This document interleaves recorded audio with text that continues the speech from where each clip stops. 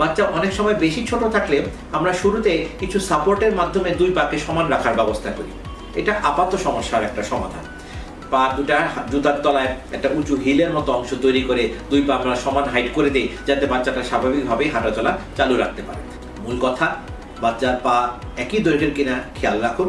হাঁটার সময়, দৌড়ানোর সময়, দাঁড়ানোর সময় এটা সবচাইতে ভালো বোঝা যায়।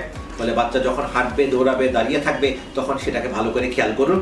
যদি মনে হয় যে দুই পার মধ্যে দৈর্ঘ্যে কোনো পার্থক্য আছে, আপনার কাছে যদি সন্দেহ হয়, তাহলে আমাদের কাছে নিয়ে আসবেন।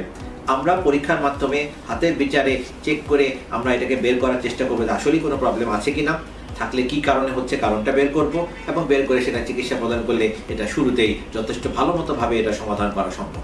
আর একদমই যদি না পারা যায়, অথবা যদি বাচ্চা আপনারা দেরিতে নিয়ে আসেন, তখন হয়তো দেখা যায় যে স্বাভাবিক পদ্ধতিগুলো আর কাজ করার সময় থাকে না, তখন হয়তো অপারেশন করার প্রয়োজন হয়। তবে অপারেশন লাগুক আর না লাগুক, ব্যায়ামের মাধ্যমে হোক, জুতার মাধ্যমে হোক, দুই পা ছোট বড় থাকলে এর চিকিৎসা পদ্ধতি খুব ভালো মতো আমাদের দেশে এখন বর্তমান আছে, যার মাধ্যমে বাচ্চাটাকে পুরোপুরি স্বাভাবিক দুই পায়ে পরিণত করা যায়, যাতে 8-10টা স্বাভাবিক মানুষের মতোই সে হাঁটাচলা করতে পারে। ধন্যবাদ সবাইকে।